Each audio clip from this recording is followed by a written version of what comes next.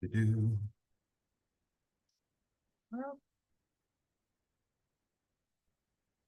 TV remote, Okay, just facing outside. just turn, if you turn it on, it will turn this up. I think it is on. See? Oh, okay, let me show you. You go.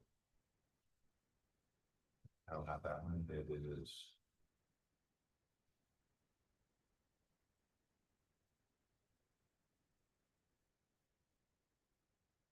I mean, it's gotta be right. Who did that?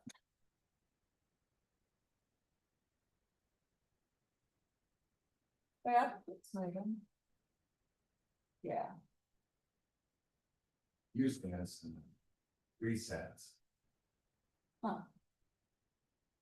Well, it was weird because everything, like all the computers were turned on. Yeah, that's good. Then you can do a little zoom. Yeah. Okay. It's actually a very, it's a really a nice. I mean, it's a relatively elaborate system. That microphone works. I mean, Yeah, we have a little mic for you though. So that people can definitely hear. I guess we're having issues with that, I don't know. And then we have to clicker.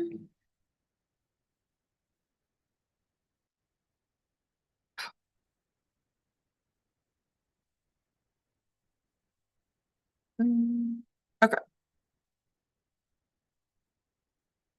So you should be.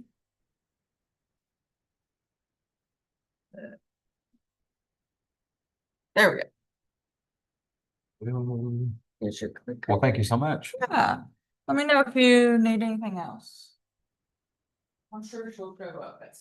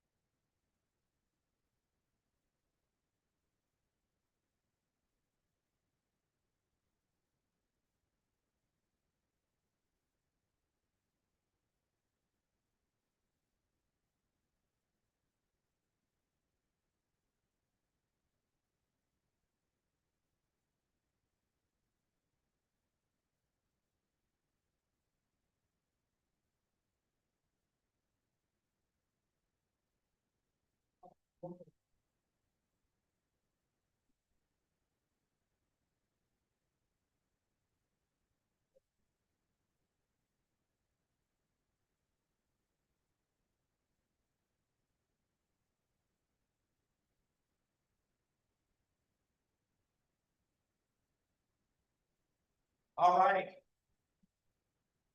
Everyone, let's find a seat. So win the sellers, right? Win the seller. We're going to we're going to roll through this to about 9:30. And I'm going to step away for a few minutes. I got to get on a call with some people from Fort Wayne, Indiana and Columbus, Ohio. Trying to make some calls, trying to see how I'm gonna pay for both. Oh, okay. All right. Gotta sell a house or something. There you go. That's exactly right. There is a Bold Scholarship Program. Do you?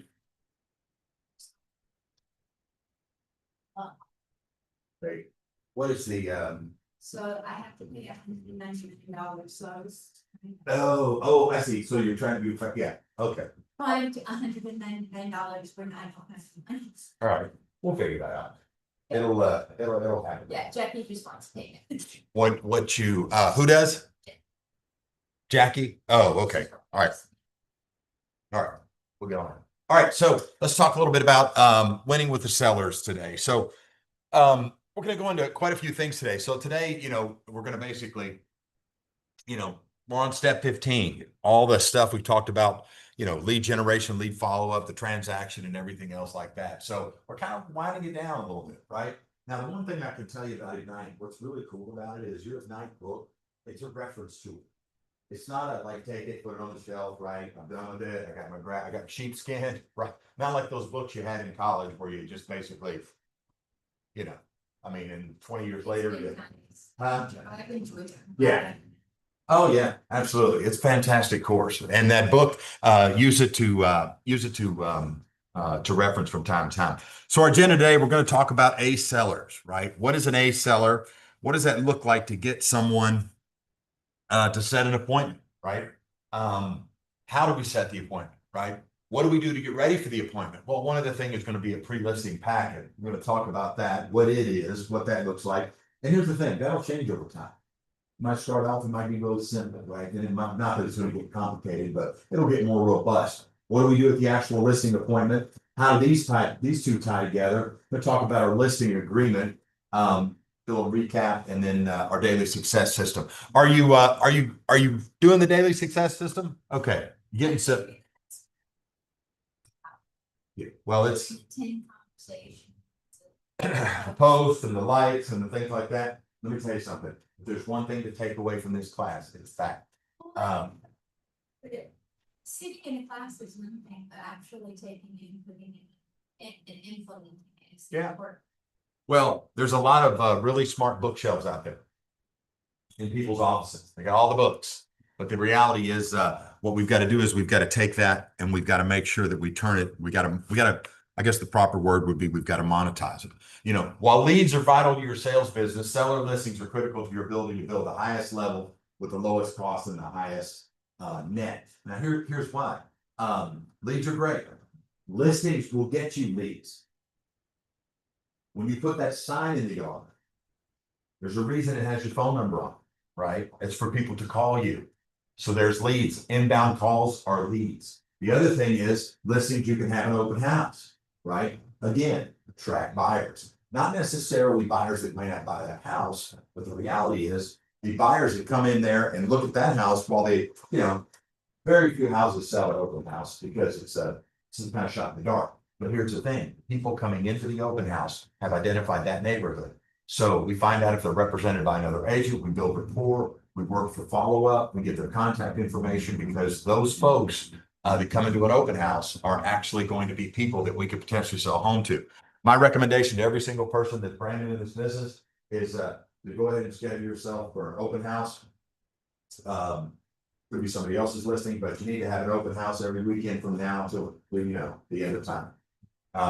Just every single weekend. And the way you do that, Heather, is you're going to call, first you're going to go on to you're going to go on to LR, you're going to pull up our office. It's going to show you all of our listings, right?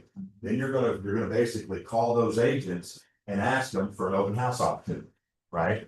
And then you're going to tell them a little bit about what you're going to do. You're going to have an open house. You can distribute flyers in the neighborhood. You can door knock and introduce yourself. Hey, I'm going to hold the house open this weekend. You know anybody that live in the neighborhood? Hey, send them my way. Whatever. Just basically, it's a way to prospect, right? There's nothing better than door knocking prior to an open house. It's so easy. Then you go out there, huh? Yeah. So remember, you can hold open a listing that's not your listing. Okay, so don't let that opportunity go away. Because here's the thing: if I'm not talking to people that are in the market, if I'm not working on that, then I mean, what am I doing? Right? When I got in real estate, I did open houses every weekend, every single weekend. Why? Because I wanted to talk to people that were at least in some sort of a realm of real estate. You know, oh, we're just looking. Well, yeah, they're looking for something. At least they were people coming under the guise of basically talking real estate. All right, wait a minute now. Where do we? My little clicker has died on me here. So we talked about our agenda. So let's talk about A sellers. Basically, a qualified seller, excuse me, able, ready, and willing to do business in the next 14 days. When we say do business, what does that mean? That's a question for you. Live question. What does do business mean? Yeah. Making a decision to list their house. Now, that's a decision of yes or no, right? I mean, we're basically going to get them to that place And in order to do that, we've got to ask questions. We've got to get some information, right? Got to make sure they're motivated. Okay. And we got to make sure what is their motivation? Why are they looking for a new house? Can't assume, can't guess, because there really is a reason. Okay. Gary Keller teaches us in the MREA, you know, when we talk about the three L's, and this is foundational. This piece of the MREA is timeless, right? Every real estate business is built on leads. You have to have leads. With no leads, you don't have a business, because the leads are essentially the people that you put in your pipeline to either sell a house today, tomorrow, next week, next month, 10 years from now. But we have to have leads. Okay. That is the core of our business. So that's the foundation. So we start thinking about it. Okay, well, how do I get leads? Well, one of the most important things you can do is listing. We talked about that. Inbound calls, internet inquiries, open house opportunities for my door knocking opportunities, all the things I can do around my listing. But more than anything, it's cooled off a little bit here lately, over the last couple of years, but it used to be, say, 5-6 years ago, we do this. If a well-marketed listing would bring me about 2.3 buyers. Now let's think about that. I got a house listed. So when I sell that one, that's a sale. More than likely, the sellers, my sellers buying something else. There's another sale. And then I'm gonna have 2 buyer leads that are gonna turn into sales. That's 4 sales. Of those 2 buyer leads, one of them has the house to list. That's 5 sales. So when you want to talk about leverage, right? The listing opportunity is a huge leverage piece. Leverage shows up in a lot of ways: systems, tools, people. You can leverage that, but listings are a fantastic leverage opportunity for you, because they do bring you leads and additional opportunities. Now, one of the things that question I get asked is like, okay, Bo, I get that, but what is? I mean, so I had a listing. I didn't really get much out of it. Okay, well, how long was it on the market? Well, it sold in about 3 weeks. That's a problem. It's not a problem. It's a good thing. But you remember, a well-balanced market, the average time on market is 6 months. So think about it. If I've got a listing and it's sitting on the market for 60, 90, 120 days, that's more exposure. That's more inbound phone calls. That's more people, right? So it's great that they sell really quickly, but we're not getting the lead flow that we used to. Right. So it's always a balancing act. When the buyer's market when we start ushering in the buyer's market, here's what that means. A buyer's market is going to be a lot of listings, prices coming down. So that's for, if I'm a buyer, that's what I want. I want lots of choices. Prices are down a little bit. This is awesome, right? So I want to make sure that I'm taking advantage of that. So what we talked about, some of these listings mean marketing opportunities. You can post on Facebook, look at my new listing. You can post on Facebook. Hey, look at this. Your listing goes live. Heather, it goes into the KWLS. It gets syndicated to about 200 different websites. More control of your time. If you've got 10 buyers that are actively pursuing homes, you're gonna pull your hair out of your head. Because what happens on Saturday? Well, here's the thing. What if 5 of them want to go out Saturday? You can't do it. You got to find some other people to help you. You got to get some other people to show houses. So it's really hard to leverage that time. Seller listings, you could have 20 listings. Once you get them on the market, it's way easier to manage. Right? You're managing showings, got a lot of tools, showing time, things like that. So you have more control over your time. Seller listings maximize your per hour compensation. Okay. And of course, obviously, lots of volume there. Seller listings, you're on the front end of pricing. So when you're listing houses, you know exactly what's going on in the market, right? And then properly marketed seller listings, as we talked about, bring you more business. So that leverage opportunity, that leverage piece, this is where it basically it shows up at a really high level. Seller service cycle. This is one of those things in your book. If I'm talking about to a seller and I'm talking about what process looks like, one leads conversion, right? So lead conversion means I have to convert the lead, whether it's a referral or whatever, however I got it. I've got to convert the lead, okay? And I've got to basically lead generate, I got to follow up. The pre-listing piece, that's the transaction part, right? That's the transaction.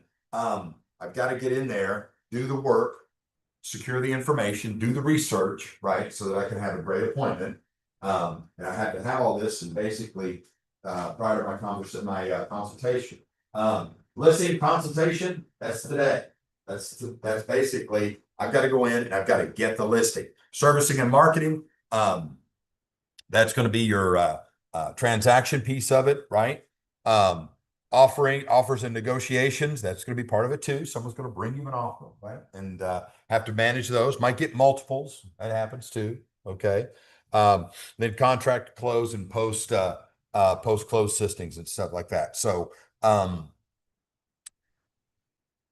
the seller needs to understand the process. The seller needs to understand what's going to happen next. And if I'm an agent and I'm looking at this is our ability to service a listing. Some agents simply, oh my gosh, it's just simply, they go out, they put a sign in the yard, they put it on the MLS, and then they just, that's it. Wait for something to happen. Okay. So keep that piece in mind, because at the end of the day, our opportunity is to set an expectation with all of our sellers, set an expectation going in as to what the process looks like and how it's going to unfold. So, all right. So what we've talked about a little bit this morning, we've got a little bit going. What are some ahas? What's the takeaway you've got from this morning? Not just putting the sign. That's something far as law Yep. back in the MREA. Yeah. Basic 14 step, Yeah. How much of that stuff in there costs money?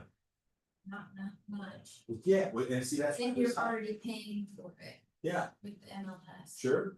And here's the thing, that's your best opportunity to sell a listing is really going to be tied to a lot of the things that don't cost money. So here's the reality of it. The stuff you can spend money on, you can spend it and you can put a billboard up. It's not a high rate of return, high cost, low return.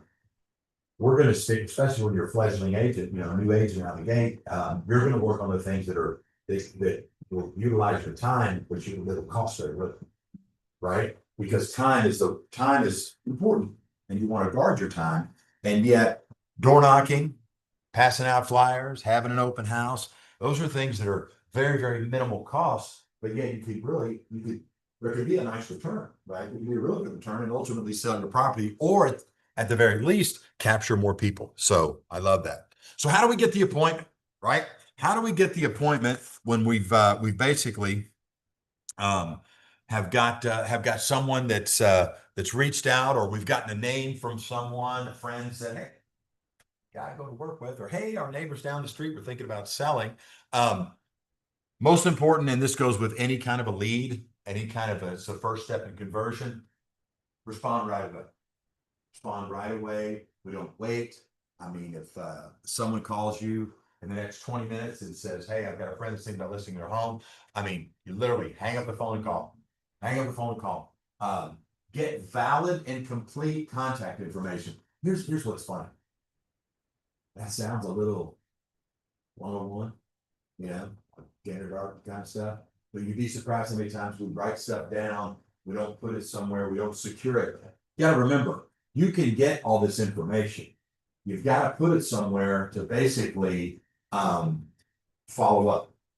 It's got to be somewhere where you can put them on a follow-up campaign, because you're gonna get your referral, you're gonna call your friend's gonna jump in and say, yeah, my gosh, small, you're calling up, yeah, well, we might do something in a couple of years, and we were just talking to Freddie, and a couple of things. But hey, thanks for calling. Okay, so what's the plan now? Hang up the phone and be like, oh well, let's find another one. So we have to make sure we understand. So we get good information.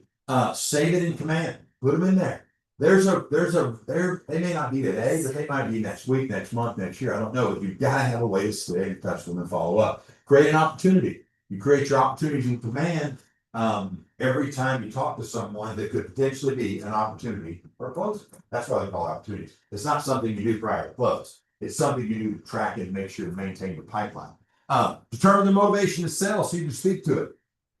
They're going to talk about getting this house sold the next week, when they're like, we are not putting our house on the market until our son graduates from high school, and that's gonna be, next semester or whatever, right? So make sure your motivation to sell, make sure you know their motivation to sell, and then set the appointment.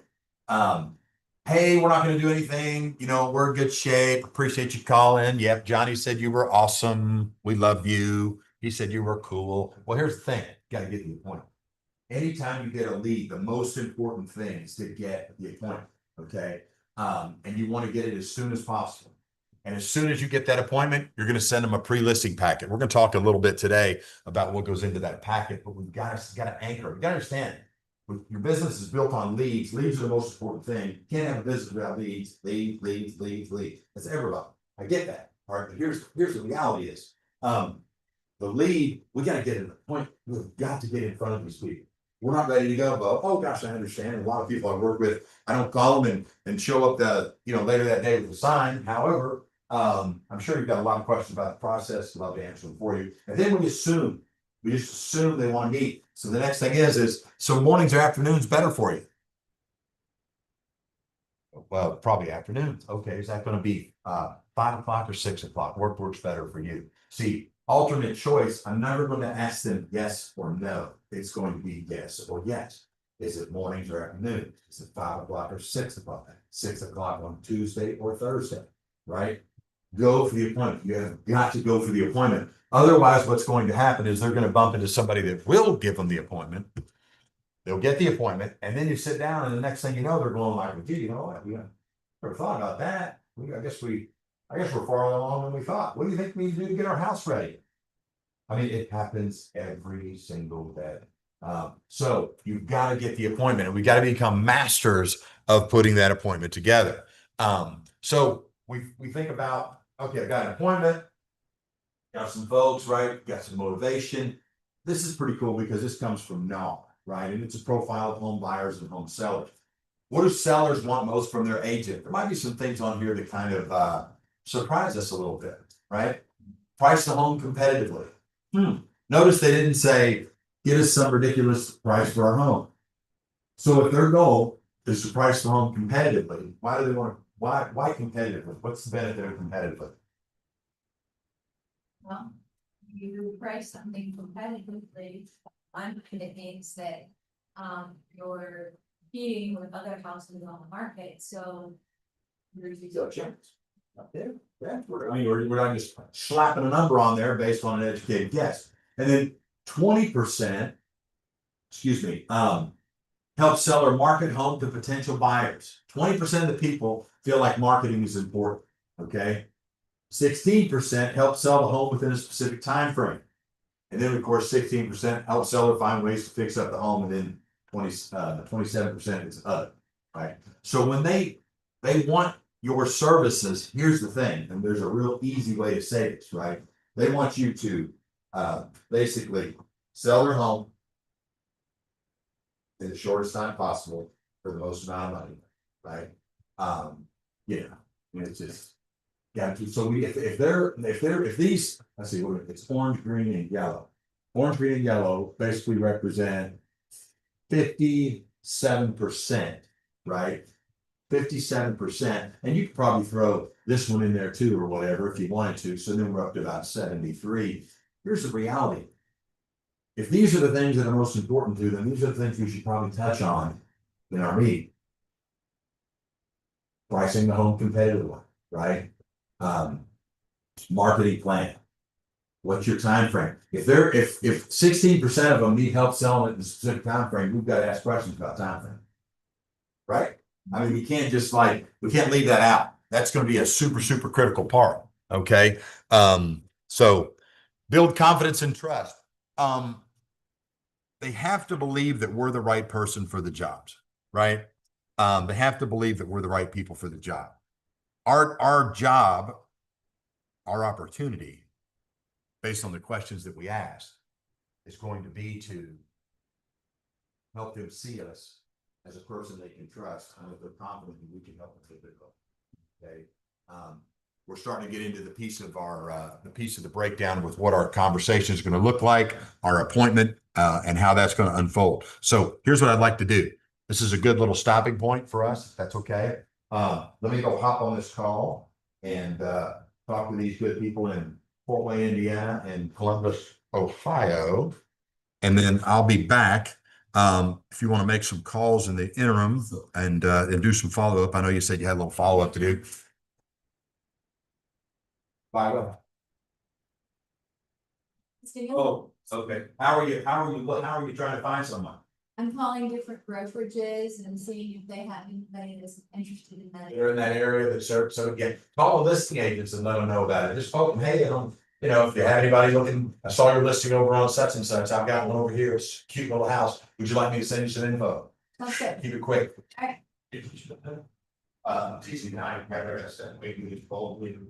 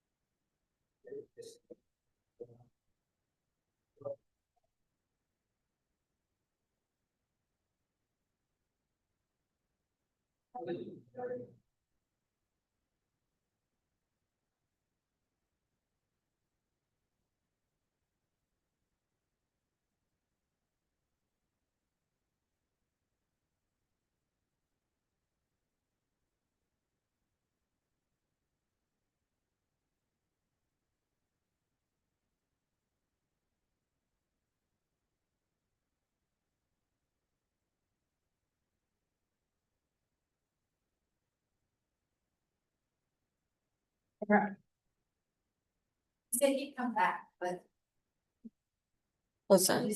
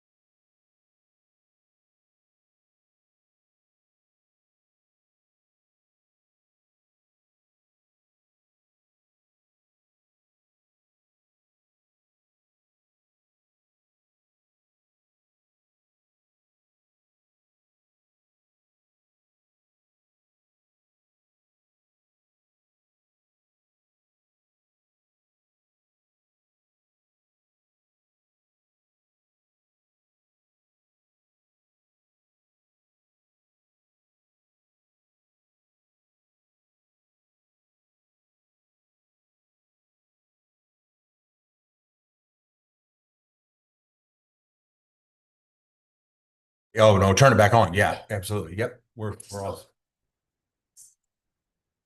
Yeah, no, that's good. Yep, I did the same thing. All right. So 7 close to appointment tactics, right? Let's jump in a little bit.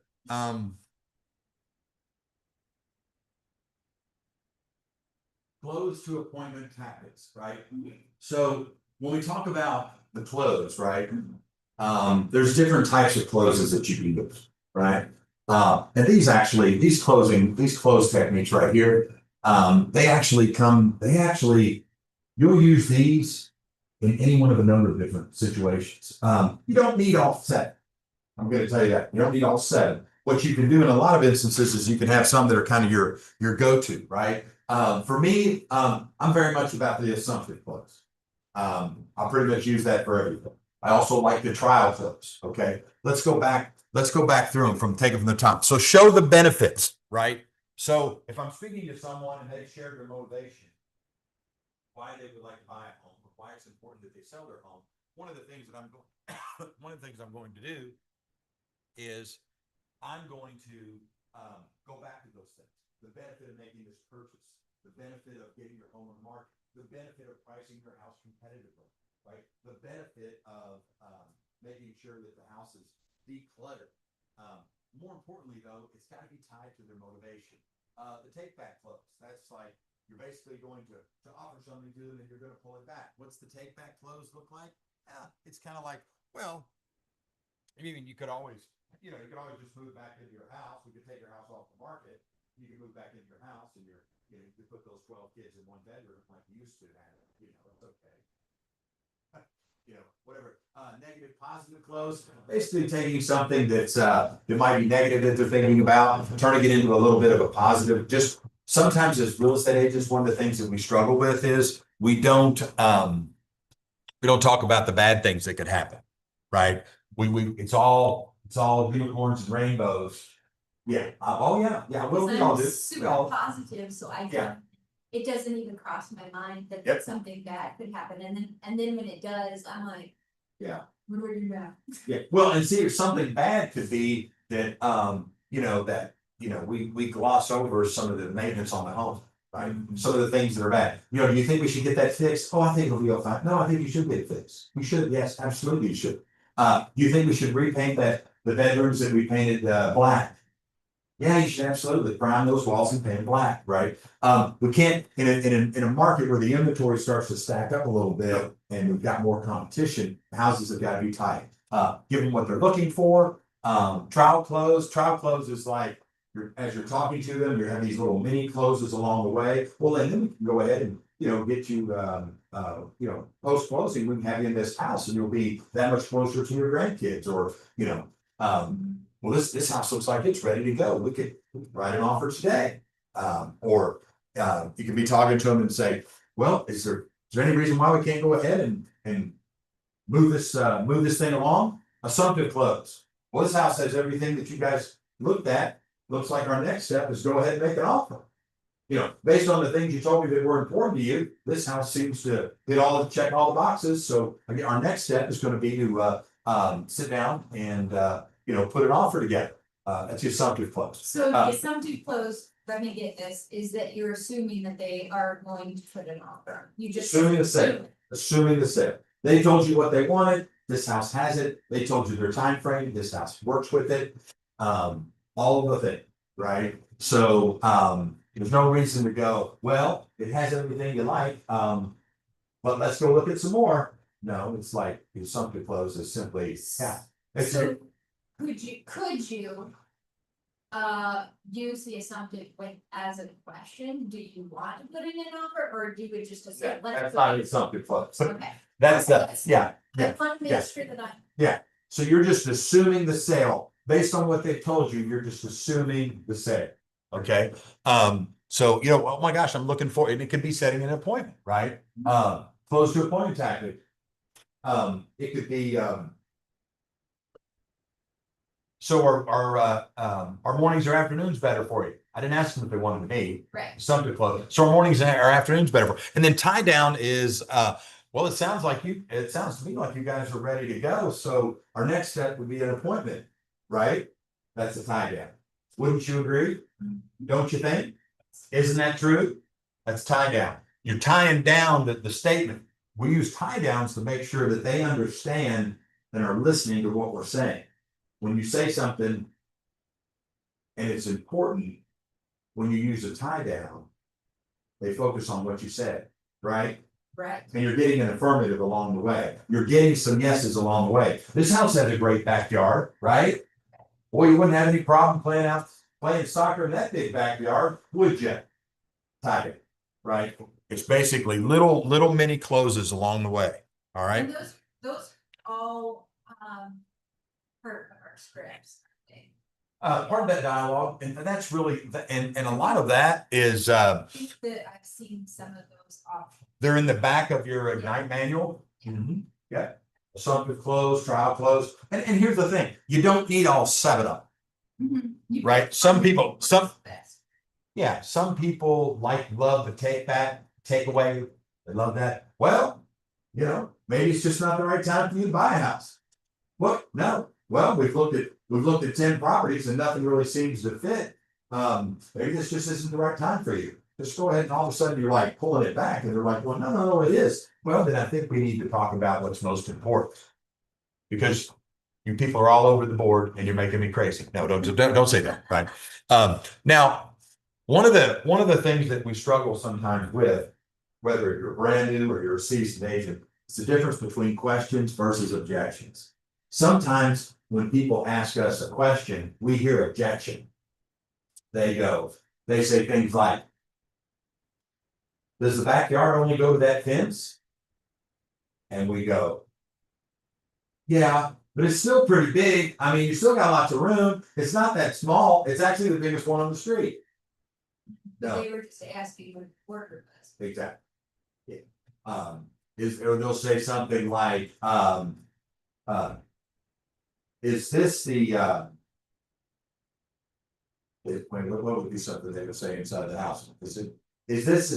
Is this the only bathroom or is it, I mean, you told them not a bathroom. Well, they're gonna ask questions. They're questioning like that. Just understand. When they ask you a question, just answer.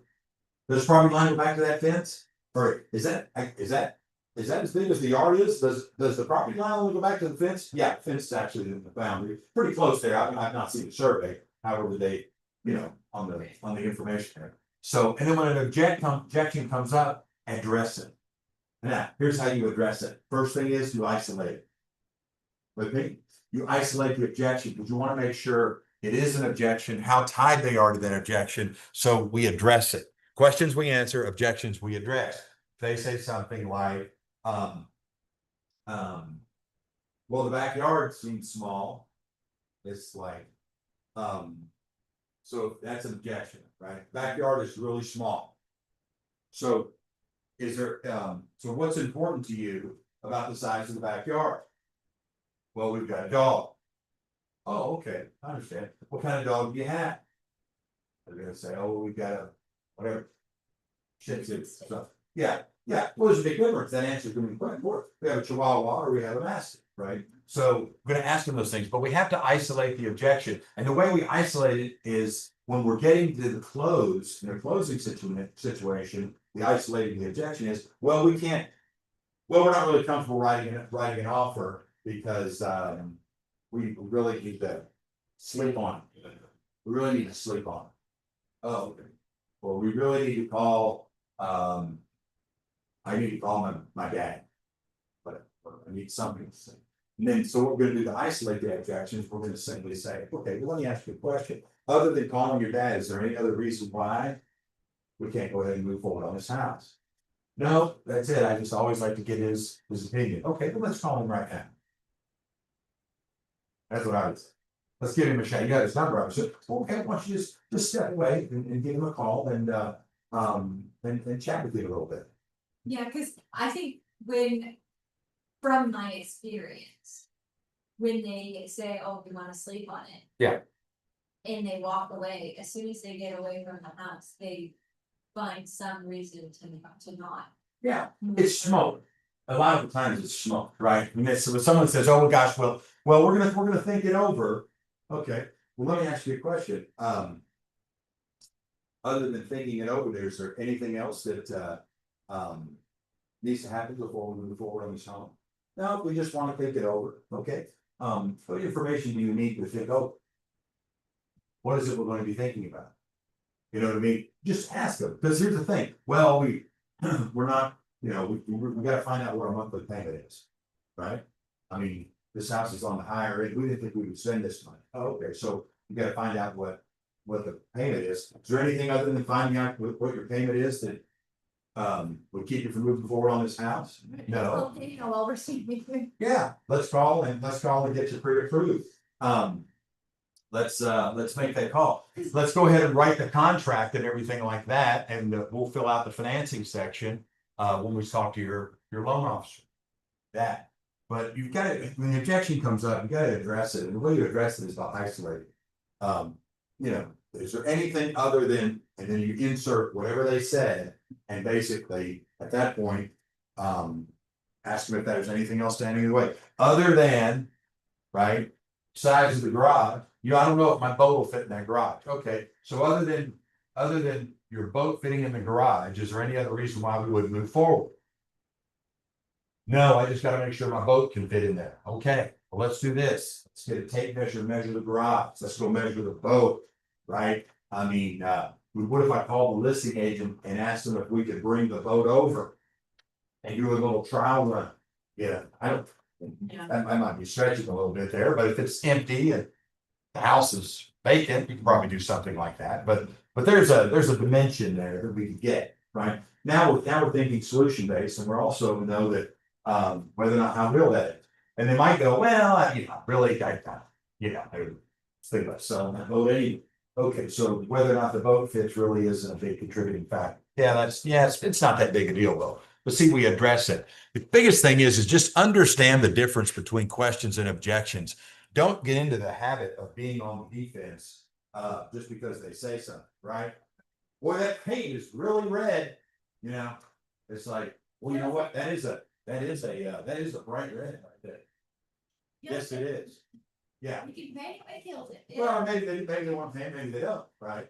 But at the end of the day, I mean, when they say something, we just don't want it to turn into a defensive situation where it'd be like, because some agent would say this, oh my God, I know it. That looks like some kind of like satanic cult thing going there. We never say that, but yet we might say something like, you know what? I bet that'd take like 7 coats of primer to cover that. Golly, it's like a brothel in here. This is the worst I've ever seen. You know, my skin is crawling right now just walking around. I mean, people say it's crazy stuff, right? But you just think, oh yeah, sure it is. Good thing Lowe's is open 7 days a week. Well, and I think too, the other thing for clients is to also, if they're starting to give you questions or objections or whatever, and say, oh, well, we wanna talk to so-and-so. And kind of setting them up for, okay, that's fine, you can think about it, but here's the problem. If, while you're thinking about it, somebody submits another offer, you've just lost a house, so let's go ahead and put the offer in, and we can always deal with it later. Yeah. Well, the good news is, you know, something like that paint, right, obviously is not going to keep us, you know, let's stay focused on what's most important. You know, again, comment, my God, this ugliest red paint I've ever seen. I'm like, yeah, well, it is red, isn't it? Let's take a look at these bedrooms. Moving past it, right? Moving past it. We don't have, it's not our house. We didn't paint it. We aren't responsible to keep it clean, right? So just kind of keep things moving from there. So let's change gears a little bit about our pre-listing packet. The pre-listing packet is a play that a lot of agents run. Some do, some don't. I mean, yeah. Well, this is a pre-listing package. This is a package that gets there before your appointment. So it's something a little bit different. And we're going to talk about why it's important. That we talk a lot about, excuse me, working from E to P, right? Working from being very entrepreneurial and doing the things that come very natural to be getting really, really purposeful. Pre-listing packet, this is a purposeful play. This is one of those things that we do to stay in control of what's going on with our appointment. It allows us to do some things, but I'm sorry, I'm jumping ahead. Let me do this. I have seen that model one time before. This, Mhm. yeah, it's one of the 6 personal perspectives. Natural ceiling of achievement. There's some things that we all do. We just naturally do them. And they're easy for us to do, right? My mother was a really good cook. She was Italian. She made great Italian food. And yet was very entrepreneurial. She kind of learned along the way. There's a chef out there that cooks Italian food that's been formally trained. Yeah, more than likely that person's going to be able to cook better Italian food than my mother, right? I mean, you ever watch that show? You ever, huh? No, Yeah, I do. Mama's can cook. Trust me, I know. Because here's the proof. You ever watch that show, Beat Bobby Flay? Okay, so Bobby Flay's the chef. He owns tons of restaurants. He's a celebrity chef. Okay. These people come on that show and they bring their chicken parmesan that they've been making for 25 years. Bobby whips one up and they judge him, and it's like he wins 97% of the time. I mean, and he'll cook some things for the first time and still beat the person that's been, you know why? 10,000 hour rule. Bobby, while he may have had a passion for cooking, right? And he may have been a pretty good little cook growing up, and then he got really purposeful, brought extreme focus to his craft, learned the models and systems of being a great chef, the recipes, how it interacts, how they complement, how they interact with one another, and basically broke through that natural ceiling of achievement of just being a guy that had a pretty good snipper and, was passionate. And the next day he got really, really purposeful. And then he became one of the greatest chefs that's walking the planet. Right. So he's, he's got the 10,000 hours under his belt. Yeah. Oh yeah, it's a great thing. So our pre-listing packet, we got some goals here. The goal of the pre-listing packet is to pre-sell, build the seller's confidence, start selling you, right? Answer a lot of questions and objections before you ever get there with your presentation. Now, why would that be important? Well, number two, it's going to save you time. You're going to get there and they're going to already have some information. Now, we do not send our marketing plan. We also do not send any kind of, we don't send our marketing plan, and we also, we don't send them any pricing information. Okay? We don't send that. Playbook to the other party. That's right. Yeah. So you're gonna send this, but there's stuff that you can put in there and that you don't have to talk about when you get there. Information about you, information about your company. That's a we conversation in the beginning, because you're going to talk about Keller Williams, you can talk about our brokerage, you can talk about KW nationally, largest real estate company. We sell more real estate than anyone. And then it states your value. What is the value of the seller working with you? And you can put that all in there. Let me tell you something. They're not going to get one. Heather, they're not going to get it from most agents. Very few agents run the pre-listing packet play. We're coming out of a market where we used to just kind of like show up with a legal pad and a CMA and get the listing, and it's sold for $20,000 or less over list. That's the market we're coming out. That's not the market we're in. You're good, because the experienced agent, the really successful listing agent, here's what separates them from everybody else. 85% of the time, if you get the appointment, you'll get the listing. If you're first.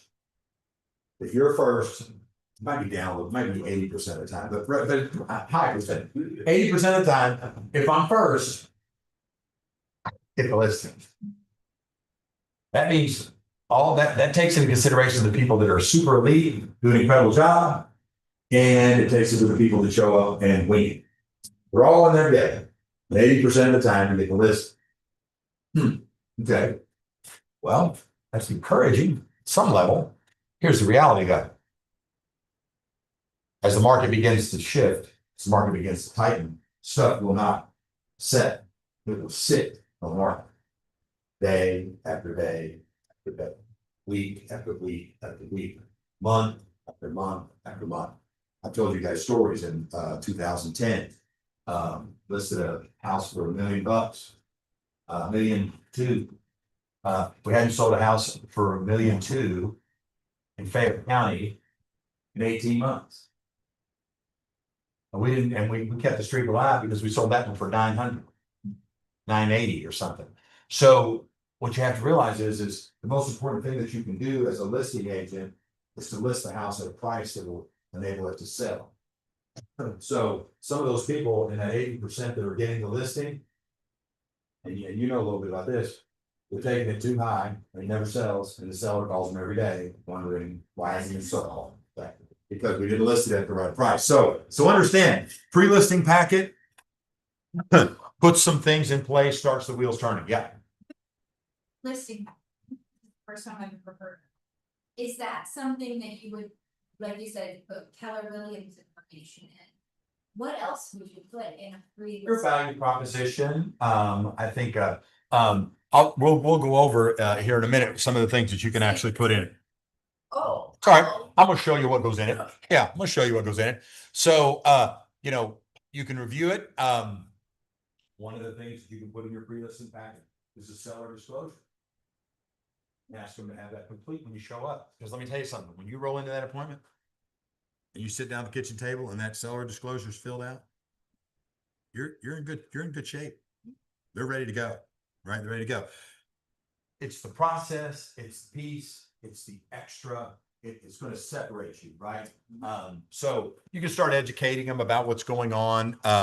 It doesn't eliminate the need for a listing consultation, but it does allow you, excuse me, to keep it moving in a certain direction, right? Also make sure you be professional. You got the headshot, a little bit about you, your value proposition, areas that you service, everything like that. So let's take a peek at what we've got here. You guys have the ability to pull these right out of command. Okay. So the first thing you're going to have is going to be a cover page, right? It's going to be a cover page. And it looks something like that, right? Pretty clean, right? Nice looking, right?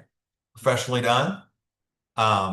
You put it in their hands, your contact information, your promise, if you've got some kind of a promise to make to the seller, or you've got this is our goal, selling process overview, general pricing information, not specific to their home. I would put some things on like the market, right? I would put some things on the market in there. Value proposition, broker office, personal metrics, right? So if I don't have a bunch of personal metrics that are super, haven't sold a lot of homes, then just put some stuff in there with the office. That market share report we put out is strong. Testimonials from previous clients, that's cool. Put those in there, you print them up. Bob and Sally from Lancaster, Kentucky. Previous listings that you've worked on, ancillary services. So you don't have to have all of these, and yet, and it can grow as. Yeah, it might be 3 pages to start. It might eventually one day you look up and it might be 10 pages. I don't know. Keep it. If it's a book, they're gonna be like, you know what I'm saying? But keep it easy to read. Excuse me. So, seller consultation preparation checklist. Deliver the pre-listing packet. Best way to deliver it, you're gonna basically, you'll figure that out, what the best way is to get it to them. Yeah, maybe they want an email format or something. They open it up. Maybe they want a paper copy. I don't know, but get it, just get it to them. Delivering it, you're already getting a quick peek at what the house looks like. Well, no, you don't want to deliver it. You're not going to show up. You don't show up. No, you don't want to bring it, because then you want to bet this gets there before you. This is setting the stage. So, your checklist for your seller consultation, because see, this is the appointment. Now we're going in. Pre-listing packet has shown up. We confirm the appointment date, time, and location. All decision makers are present. If there's a Mr. and a Mrs. Seller, they both need to be there, right? Otherwise, you're going to be having the old, well, thank you. Talk with my wife, or I'll talk with my husband, or I'll talk with my significant other. So make sure everyone's going to be there. Complete and practice your listing presentation. You got to nail it. You got to practice it. The data is going to change, but your presentation should be the same. All my siblings. Yeah, just practice it by yourself. Just hear the words, right? Some agents show up, they use a laptop, they just set the laptop up and they've got look at, you're gonna use your laptop, invest in a clicker. You just have it in your hand while you're talking, and computer sitting here on the table, or the kitchen table, and they're sitting over there and you're sitting here, and while you're talking, you don't want to do this right here. That's just wonky. right? Practice your listing, review the lead sheet, right? Make sure we got any information. Arrive at the listing presentation in a professional manner. You know, look the part. Be prepared, have all the tools and resources that you need. Be prepared to sign the listing there at the closing. Or excuse me, at the listing appointment. Our goal is one thing. Heather, we're going in on this appointment. We want the list. We're walking out of there with the list. I'll give you, here's a play out of Tara's playbook. Tara shows up, you show up for listing appointments. She brought the sign to the front door. When you opened the door, she had it sitting right there next to the house.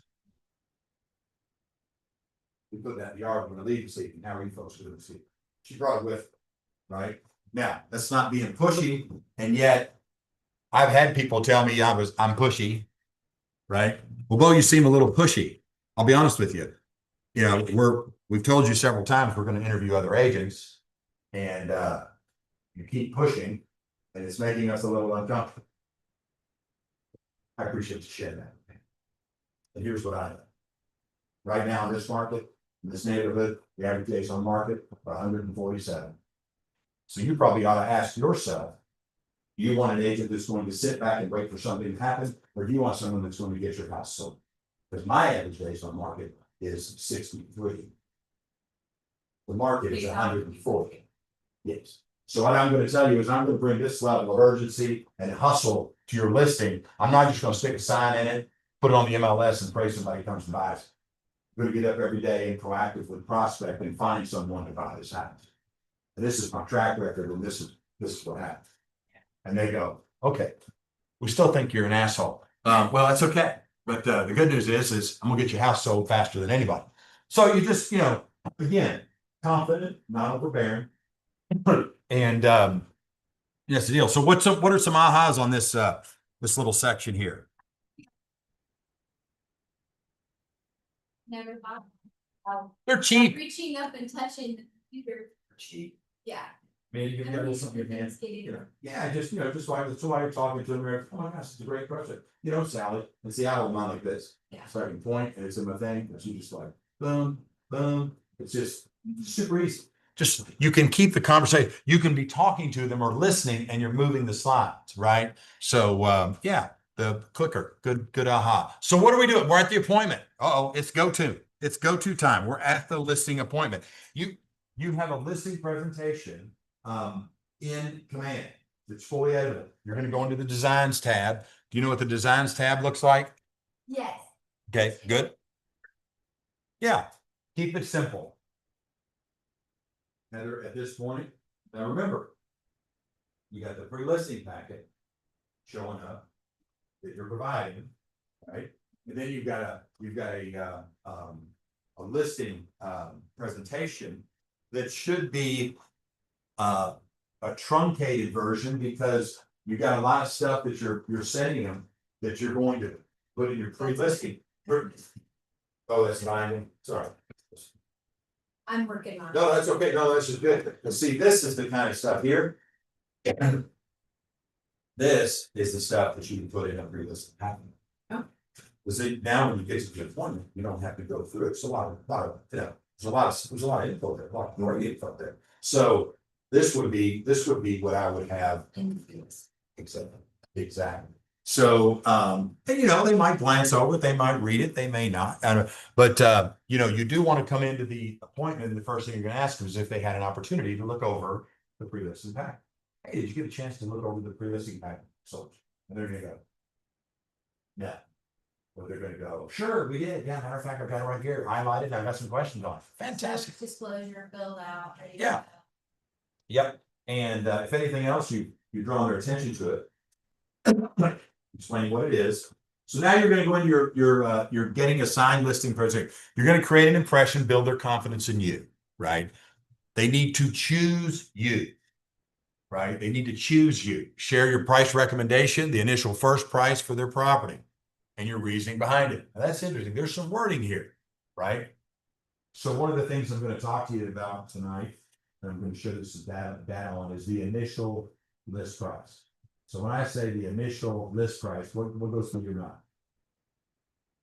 The initial list price to me says what we are going to put the house on the market to begin with. When you say to begin with, what's that? When it first goes on the market, So there's a chance it could change. yes, That's what, that's because, words matter. Here's what I say, words matter. because.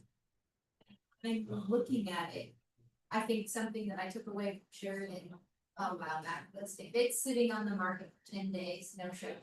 Or if it's had 10 showings and no offer, the price needs to drop. So you have to give that to the client at the beginning and say, hey, this is the initial price that we're putting on. Yeah. But here's. Initial here's list price. Here's my process. Here- If it yeah. has this, Yeah. then you're going to need to expect. Yep. That I'm gonna come back in 10 days or after 10 showings and we're gonna reassess. And you don't have to plumb them over the head with it, but this is like But they need to initial know. list price. When you say initial list price, I think our starting price.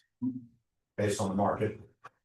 And then they're gonna go, oh, okay. So they may ask you right there, and you gave a great answer. Expectations on how you're gonna market the home and work with the seller, right? Listing presentation meets the seller's needs and wants. Now we've gone into commands, right? Yes, Excuse me, designs inside commands. Don't put stuff in there. Let me just give you a tip. Don't put stuff in there that you don't understand when. because that's what they're gonna ask for. Yeah, and learn it, and what I'm gonna tell you is, we have a lot of agents out there right now, today. We, in the industry as a whole, they don't use any kind of presentation. It's just time, we have agents that fine tune their presentation every 6 months. Based on what's going on in life, on the data, on stats, things like that. So, your needs come first. Question, why is this page essential? You're visualizing your dream scenario for selling your home. What? Oh, so you're getting an idea of what they're looking for and what they want and what their outcomes are. It's about So them. that you can best help them Yeah, achieve their needs. your needs, not my needs, not the needs of anyone else, it's your needs, right? So You're specific. the one with the. Yeah. Yeah, what's the one thing that has to happen to make that dream scenario a reality? So I asked them, right? What is it, your dream scenario for somebody? So I get folks here, let's do this. This will be kind of fun. So if you were queen for a day, Heather, and you could lay out the perfect scenario for selling your house, what's that look like? Now, you're gonna go one of two places, price or terms, right? How fast, how slow, how much, how low, whatever, and you go, okay, and then they're gonna give you that, to you, and then you're gonna say, okay, so what's the one thing that has to happen to make that a reality? If we can add just one more thing to make this process even better, what would it be? Okay, and then they're gonna tell you the scenario, and you say, how can I help make that? These are in depth. I don't think they print on the thing.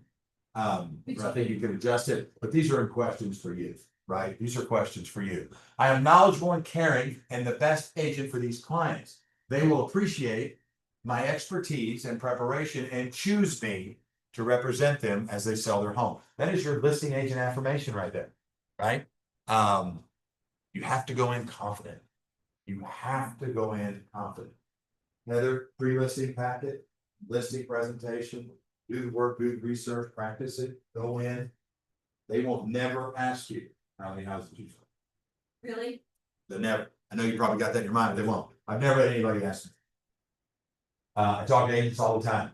They don't never ask. Now, you go in with a blank legal pad and just start fumbling and mumbling. They're gonna ask. They might not even ask, they might just go, okay, you're in. You're not, can't move this thing,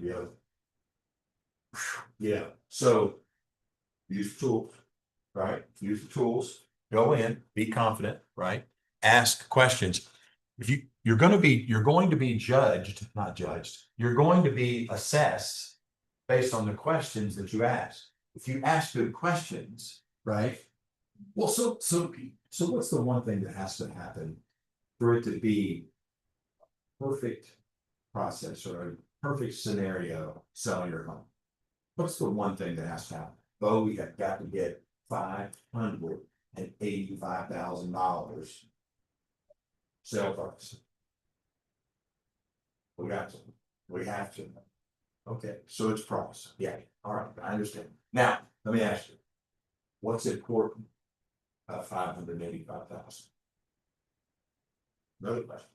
They might talk for 10 minutes. But that's a great question, based on the first answer that they gave. Right, and then they're gonna tell me, all that, what's important about that, and then they're gonna tell me, and then I'm gonna say something like, okay, I appreciate that, thank you for sharing that. I can certainly see why that would be important to you. What does that mean for your family and your plans for the next time? Well, now we can build our dream home on acreage, and my grandfather gave me the land. And now we can build a dream, our forever home and everything. And if I get 585, we can make it happen. I can start the construction loan process. We're gonna move in with my folks. I mean, they will spill it all, right? If we're there and they know that we believe that. And they will tell you everything that you need to know, right? Opportunities. So, opportunities in command. I think sometimes we lose sight of what this is. When you have a customer that is somebody has signed a buyer's rep, someone, has basically, signed a buyer's rep, or a seller has basically said they want you to help sell their house. They go in here. They go in there. You get all their information. And you start them as an opportunity. It's an opportunity to sell something now or in the future. This is how you track your pipeline. This is how you track your money potential. This is also how you keep track of everybody. You don't lose them. What? Good. Do you use how many opportunities you got in there right now? Right now, 3. Okay, good. Listing walkthrough. Going to take a little walk through the home. There's a nice little dialogue. I think it's in your stuff too. Hey, so I'm coming in. I'm coming in, walking in the house. I'm not gonna sit in the living room. You're not gonna sit in the go in the kitchen table. I'm gonna set my stuff down. And I'm gonna ask them to give me a tour. Reason I set it down there, so they understand that's what we're going back to. Right? Business is conducted at kitchen table. You do not want to go in the living room, because next thing you know, Mr. Seller sits down in his recliner, puts his feet up, and he's like paying attention, kind of, but he's watching TV out the corner of his eye. It's also where he's super comfortable and he just relaxes, and everything his brain is starting to unwind. Next thing you know, he's Kitchen table, right? Kitchen table, absolutely. So we're going to do our walkthrough. We're going to look at that. We're going to talk to him about what's going on in the home, things like that. And then this next thing, this is a play I'd run with everybody. Every single time you talk to somebody, you can go to Michael's and buy boxes of thank you cards and blank on the inside. Just go get them, right? Go get them. You want to write them a little something, whether you get the listing or not. I used to write them. When I left the appointment, I kept my thank you cards and my stamps in a little kit. My car had an SUV stamps in the back, but I basically write them. Every person. When I worked the model home for Jimmy Nash, I would write them at the end of every day, stacked on my way home that night in mailbox. Just get into this habit. Card goes in there. They love you. They're just like, wow, you're another little touch. Then you're going to follow up with a phone call the next day with any information that they asked you to get. Thank them again for the opportunity to spend the time with them, for sharing the reasons that they wanted. Let's see. Got a couple things there. So ahas, what do we got on the world of ahas for the listing, the pre-listing packet, and the consultation? I think for me that there is a big consultation. Yeah. Oh, yeah. Yep. The fact that I need to use my stats from KW. Yep. Not fret and worry about the fact that I'm a regular major. Are you worried that people are going to ask you how much real estate you sold? Yes, like what's your experience? Are you terrified? Have you ever asked anybody yourself that question about anything? Did you ask the last guy that changed the oil in your car how many oil changes he done? No, you didn't. Did you ask the butcher behind the counter how long he's been cutting meat? No, you didn't. right? So here's what I'm gonna tell you, all of that's going to be based on their dealings with you, Heather, before you ever show up in their house. What pre-listing package is so important, right? That buyer consult that you've got, or whatever one you put, I mean, this stuff, looks so nice. I mean, Working on it. yeah, I mean, let's be working on it, and use it, right? You know, I mean, I'm just telling you, just start working on, getting it in front of people. Use it 20 times before you change it, right? I mean, I think it looks fantastic. That I'm saying. So I'm trying to figure out what needs to go in it. Yeah. Versus what doesn't. It's called procrastination. That's what that's called. Thank you. There, just help me with that, because, we don't know what's supposed to go in it or not supposed to go in it. Put some stuff in it and let's get it, right? And just keep it simple. Keep it simple. Things that you're very comfortable talking about, things you can answer questions about, right? And just keep that part of it going. There's a portion of this session where we talk about the listing agreement. My recommendation is, get in one of our contracts classes that we teach, listing agreement. There's some things with the listing agreement that we gotta make sure we get right. Most important being the commission section, understanding, whether or not your seller is willing to, pay commission for both sides. Here's the thing, I'm seeing 2 or 3% that won't pay or say they won't participate. Not, you see very much that. The seller understands more than anyone that they're gonna get more opportunities if they pay commission.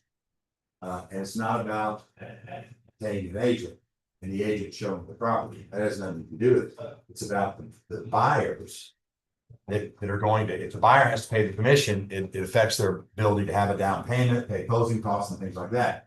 Mr. Seller, let's do this. Let's price the home accordingly. Put ourselves in a position. And all the comps, here's the thing, remember, all the comps that are on the MLS right now, they paid commission. Most of them. I mean, most of them did. I mean, it's been a year now, but still you've got comps that have been out there for a while, and the prices. And here's the thing, they're gonna put it in there anyway.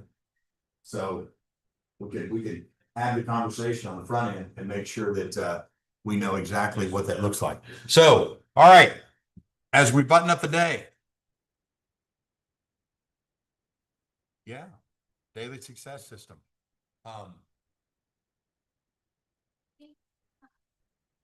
Good. That's good.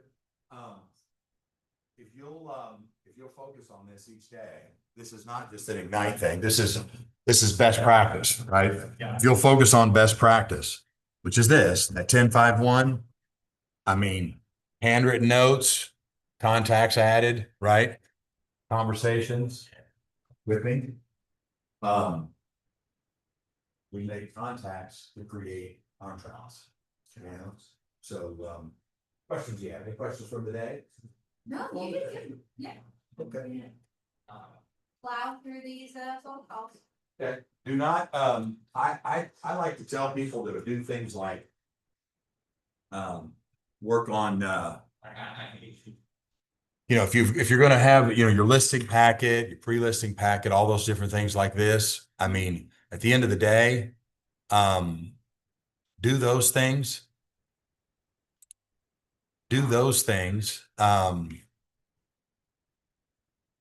Evenings, right? Not during our productive time during the day, right? And just chip away at it and then get it to a certain point and just go, right? Steven, you got anything?